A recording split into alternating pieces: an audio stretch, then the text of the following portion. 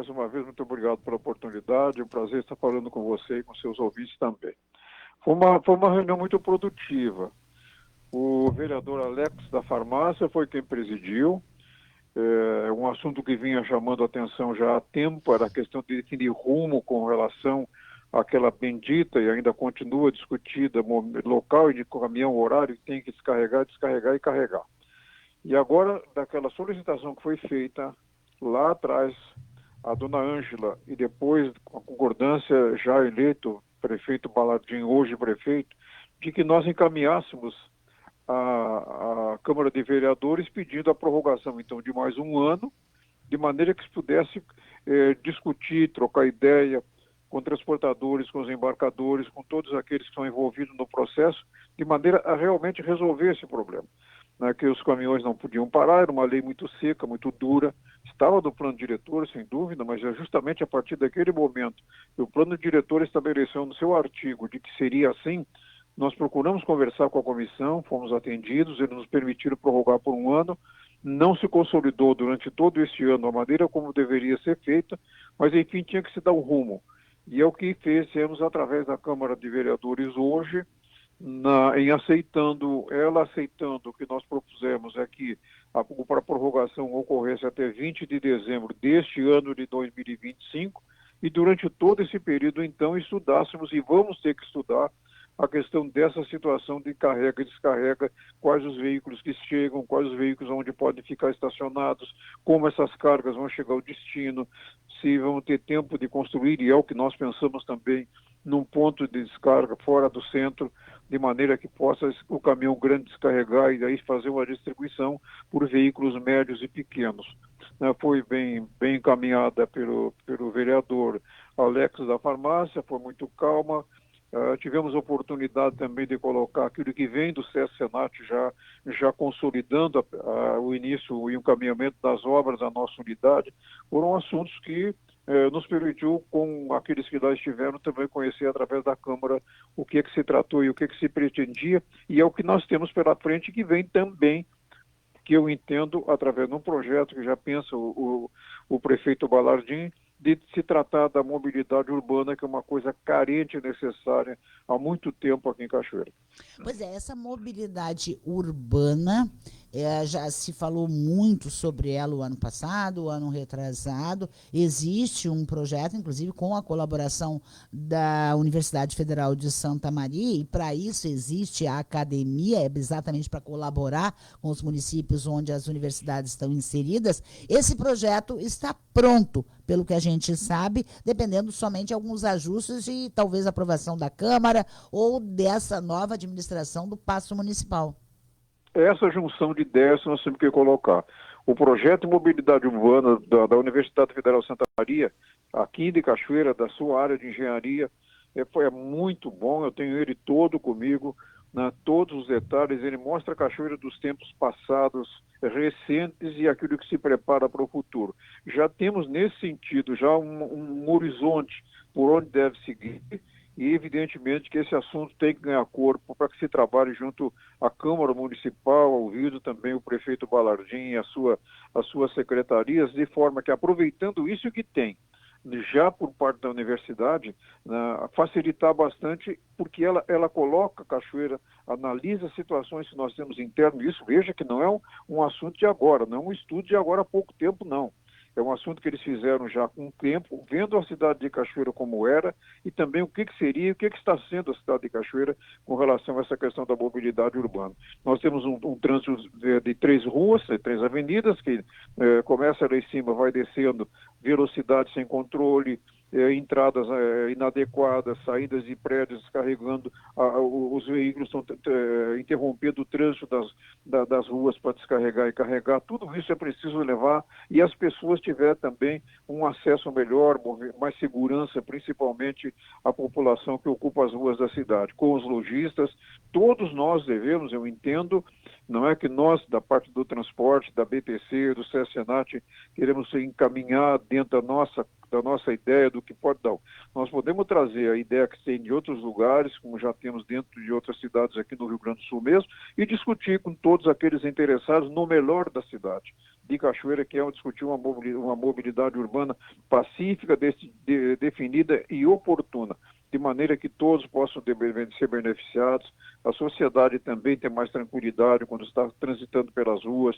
Quer dizer, tudo aquilo que hoje a gente coloca assim um ponto mais desordenado, e é por força justamente do que veio acontecendo todo este tempo. Eu acho que hoje abriu-se uma porteira muito boa nessa relação com a Câmara, de criar uma comissão especial lá dentro para ajudar também o município a resolver, conhecendo os bairros, como é que isso funciona, e levar em consideração esse trabalho que nós temos lá, que eu recebi quando estava na secretaria, e quando esse material ficou comigo ainda, para nós desenvolver, através das entidades e administro, que representa os setores de transporte, principalmente, não falando só de transporte de carga, entre o transporte urbano, entre a taxista, entre a todos que hoje fazem e aproveitam as nossas ruas, eu digo assim, mal controladas, entende? O trânsito é difícil, é perigoso e é de risco para a sociedade que atravessa. Uma coisa que eu observo muito boa aqui em Cachoeira, e em poucas cidades isso acontece, são as faixas de passagem do pedestre com o respeito que se dá. É preciso, claro, que deixar outras elas sempre bem claras, mas o veículo que está na rua obedece de maneira muito boa, daquelas que eu conheço, muitas não são agressivos, obedecem, respeitam essas faixas de segurança e o pedestre é também orientado, porque eu vejo muitas pessoas a 20 metros de uma faixa de segurança, muitas vezes transportando malas com pacotes na mão, passar pela rua e não dar mais 5 ou 6 passos ou 10 e passar pela faixa de segurança que é dela própria, da pessoa, do ser humano que tem, com crianças muitas vezes, eles atravessam, aí sim a irresponsabilidade é deles, mas isso também, que se ocorrer com veículo, seja um veículo pequeno ou grande, mas a carga vem para cima daquele que acaba cometendo o ilícito, entende? Tudo isso precisa, com o tempo, se discutir com calma, orientando. Se a Senat vem nessa caminhada também, que faz parte dela também, e ela hoje é consagrada, eu já tive mais preocupação com relação à nossa unidade, ela está consolidada hoje, não sei se já tivemos agora há pouco, mas ainda, quem sabe, só na quarta ou segunda-feira ou quarta-feira, de qual foi a empresa que ficou com a continuidade da obra.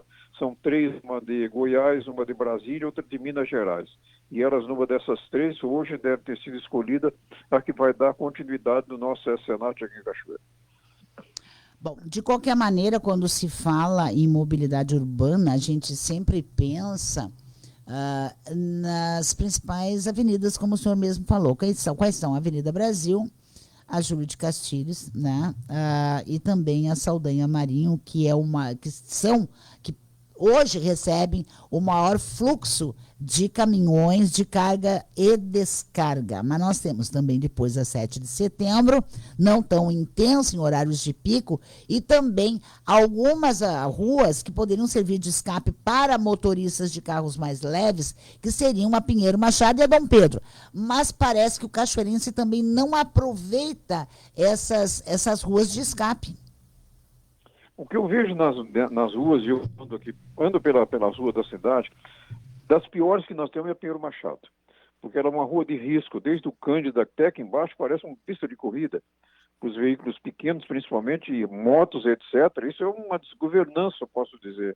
E é um perigo constante que tem naquilo ali, tanto como desce, principalmente quando desce. Aquele entroncamento ali com o Tischler, onde está não o armazém, mas aquela garagem deles, ali é um ciclo muito violento e porque vai para o lado do Santo Antônio. Ali próprio tem que ser feita uma rótula, como temos lá também nas 5 esquinas, e outras que precisam adaptar dentro da cidade.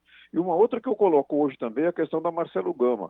Ela está na mesma situação ali, porque ela passou a ser uma via de saída, de subida, principalmente, para encontrar lá nas 5 esquinas, na continuidade dela, acompanhando a Avenida Brasil com a Júlio de Castilhos. Quer dizer, esses são os eixos principais que nós temos em Cachoeira e terão que ser trabalhados com os donos de loja, com entidades representativas do segmento de todos eles, e nós construir a cidade com calma, isso aproveitando também hoje a determinação e a vontade do prefeito Baladini de fazer, com a Câmara de Vereadores também, que a gente tem uma relação muito boa com os vereadores lá dentro, trabalhar em consenso, ouvir da sociedade, ouvir das entidades representativas de todos os setores.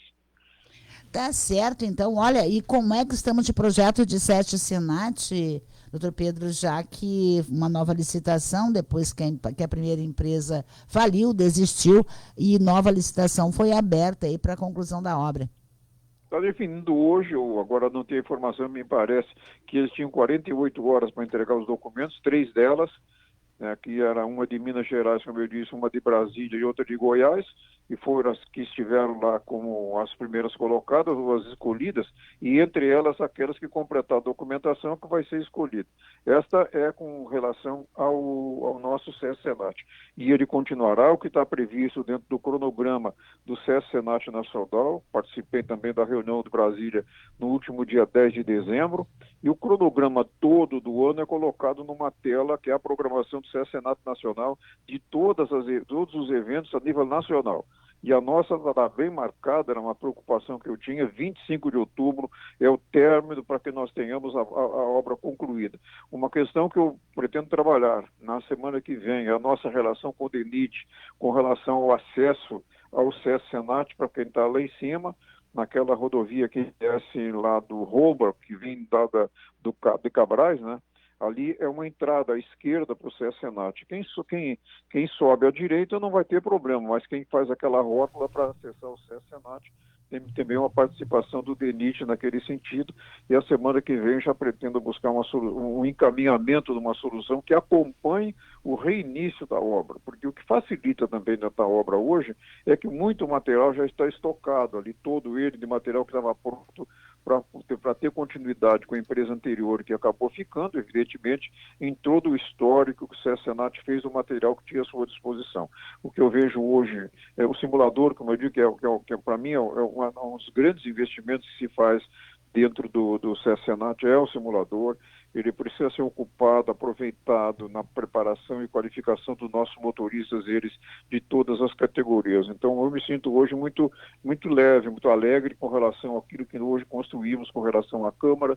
Esse prazo de 20 de dezembro, eu vou procurar fazer com os empresários, alguns deles já me procuraram hoje lá durante a reunião para que a gente venha a colocar, e mesmo dentro de empresas que têm um terreno que possa fazer dentro daquela área, quem sabe uma boa oportunidade também no centro de distribuição, que isso realmente vai ser importante. E é investimento privado também que se faz, se for para trabalhar na Marcelo Gama com relação à questão do ponto de parada, ou ponto de distribuição, há que se também trabalhar naquele sentido, porque aí vai aliviar bastante ficando lá na estrada dos grandes veículos e se trabalhar com os médios e pequenos dentro da cidade. Porque a construção de um centro de distribuição também ele vai acabar ficando ali no entorno da 153. A questão da 153 tem uma situação aí que nós temos que considerar em função da ponte, né? Porque a ponte, da maneira que está dentro da 153, ela vai prejudicar completamente, porque ali só vai, que se vê hoje, é sair pelo lado, os caminhões, segundo eu sei, vão ser transportados por essa balsa.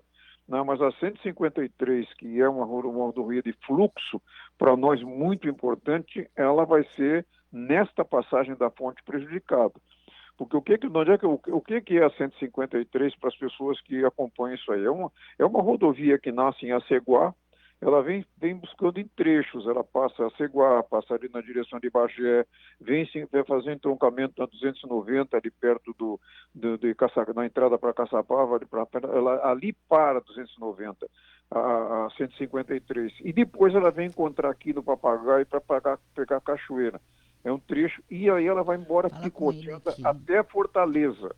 Essa estrada é picotada de ponta a ponta, do Aceguá até Fortaleza.